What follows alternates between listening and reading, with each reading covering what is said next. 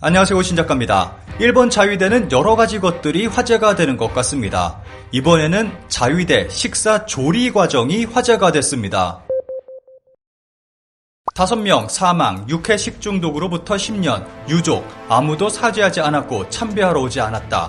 일본에서는 더 이상 아무도 관심 갖지 않는 일이 기사가 됐습니다. 2011년 일본의 어느 고깃집에서 육회를 먹은 사람들이 식중독에 걸렸고 총 5명이 사망하는 사건이 있었습니다.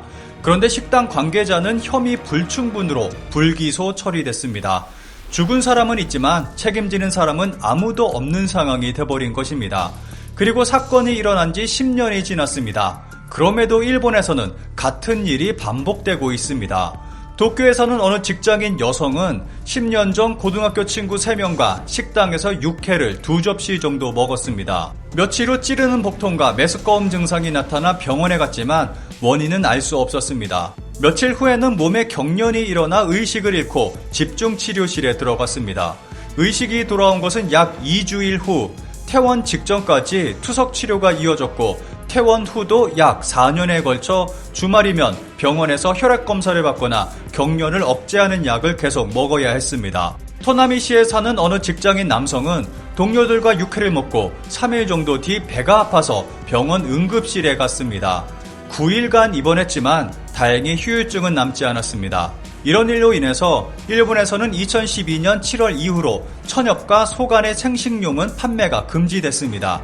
육회 판매는 금지된 것은 아니지만 수요가 급격히 줄어들었고 위생설비, 관리 등의 조건이 까다로워졌습니다. 그런데 육회용 고기와 양념을 따로 판매하면 까다로운 설비와 자격이 없어도 판매가 가능하다는 허점이 존재합니다. 그런데 최근에 또 문제가 터졌습니다. 육회 먹은 교토 여성이 사망, 5157에 의한 식중독, 판매점은 레어스테이크 주장. 이번에도 육회를 먹고 사망하는 일이 발생했습니다. 지난 9월 15일 교토의 어느 정육점에서 생식용 소고기를 구입해 먹은 90대 여성이 장출혈성 대장균 5157 진단을 받고 사망하는 일이 발생했습니다. 고기를 판매한 매장에서는 레어스테이크라고 주장하고 있지만 보건소에서는 육회로 보고 있습니다.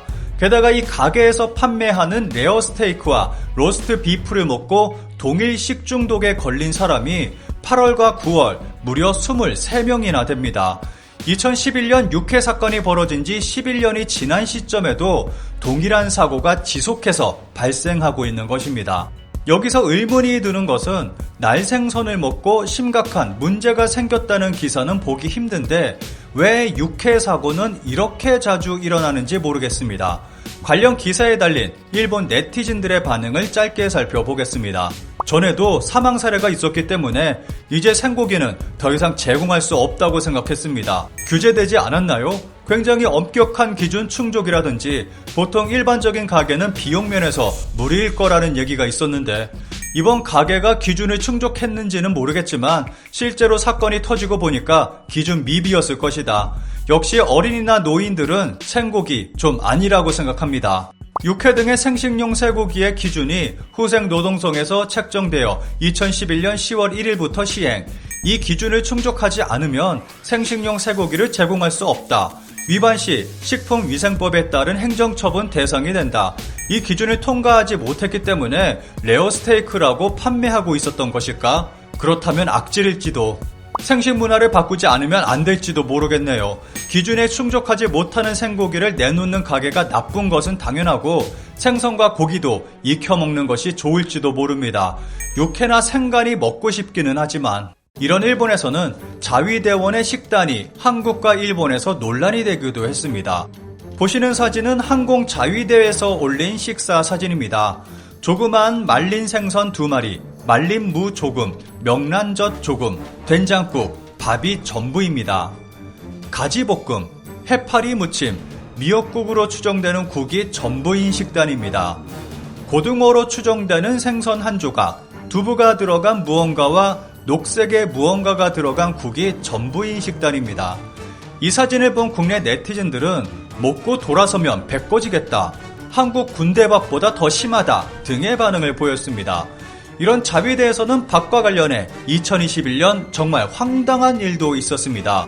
자위대 상등공자, 식당에서 빵과 나토를 많이 먹어서 정직 10일에 밥 많이 먹었다고 정직 처분을 당한 황당한 일이 있었습니다. 2021년 10월 항공자위대 나하기지는 식당에서 빵과 나토를 정량을 넘겨 가져갔다는 이유로 3등 공자에게 정직 10일 처분을 내렸습니다. 3등 공자는 한국으로 치면 소령에 해당하는 계급입니다. 기사를 좀 더 살펴보겠습니다. 나하기지에 의하면 3등 공자는 2019년 5월 23일부터 같은 해 6월 4일까지 당시 근무하고 있던 기지의 식당에서 1인당의 분배량을 넘는 빵과 나토, 피해액 개 175엔을 여러 번 부정하게 취했다. 식당은 셀프 방식으로 3등 공자는 배식량이 적게 느껴져 많이 담았다고 설명했다고 한다. 배식되는 식사량이 적어서 좀 더 먹었는데 그것이 규정 위반이었던 것입니다. 게다가 더 먹은 총 금액은 하나 약 1,700원 정도에 불과합니다. 이것 때문에 소령급이나 되는 고급 장교를 정직 처분한 것입니다. 일본 자위대에서 밥 때문에 논란이 된 것이 또 있습니다. 자위대에서 대량으로 카레 만드는 건 압도적이네요 라는 제목으로 자위대에서 카레를 만드는 영상이 틱톡에 올라왔고 댓글이 2,000개가 넘게 달리며 논란이 됐습니다. 보시는 것이 논란의 영상입니다. 카레를 삽으로 적고 있는데 취사용 삽이 아니라 땅 팔 때 쓰는 일반 삽을 사용하고 있습니다. 이것을 보고 많은 네티즌들이 왜 비위생적인 일반 삽을 사용하냐며 댓글을 단 것입니다. 이 영상이 논란이 되자 기사화되기까지 했습니다. 자위대가 카레 조리에 삽을 사용한 동영상이 인터넷에서 논란, 그 진상은 논란이 되자 그 진상을 알아보겠다며 쓰여진 기사입니다. 보시는 사진은 한국군 취사장의 모습입니다. 일반적으로 조리 시 사용되는 삽은 몸체와 손잡이까지 모두 스테인레스로 만들어진 조리용 삽을 사용합니다. 보시는 사진은 일본 초등학교의 급식실 사진입니다. 역시 위생적인 조리용 삽을 사용하고 있습니다. 그러면 다시 자위대의 조리 모습을 살펴보겠습니다. 무언가를 볶고 있는 것 같은데 일반 삽을 사용해서 조리하고 있습니다. 카레를 만들고 있는 것 같습니다. 역시 일반 삽이고 손잡이 부분 페인트는 많이 벗겨진 상태입니다. 역시 카레를 빨간 페인트가 칠해진 일반 삽을 사용해서 만들고 있습니다. 밥을 짓고 있는 것 같은데 역시 빨간 페인트가 칠해진 일반 삽을 사용하고 있습니다. 쿠마모토 지역 지진으로 어려움을 겪는 주민 지원을 위해 밥을 만들 때도 일반 삽을 사용하고 있습니다. 자위대가 밥을 만들 때 사용하던 삽과 똑같이 생긴 삽을 일본 인터넷상에서 찾아볼 수 있었습니다. 가격은 2만원이 조금 안 되는 가격에 판매하고 있었습니다. 이쯤 되면 의문이 생기지 않을 수 없습니다. 왜 자위대는 작업용 삽을 사용해 음식을 만드는 것일까? 그런데 자위대 음식의 가장 큰 문제는 다른 곳에 있습니다. 일본 정부는 후쿠시마 식재료의 적극적인 소비를 위해서 자위대원들에게 후쿠시마 식재료를 우선 공급하고 있습니다. 이렇듯 일본 식품은 위생보다 후쿠시마에 더 큰 문제가 있습니다. 최근 일본 국경이 열리면서 정말 많은 사람들이 일본을 찾고 있습니다. 무엇보다도 식품 섭취에 각별한 주의가 필요하다고 생각합니다.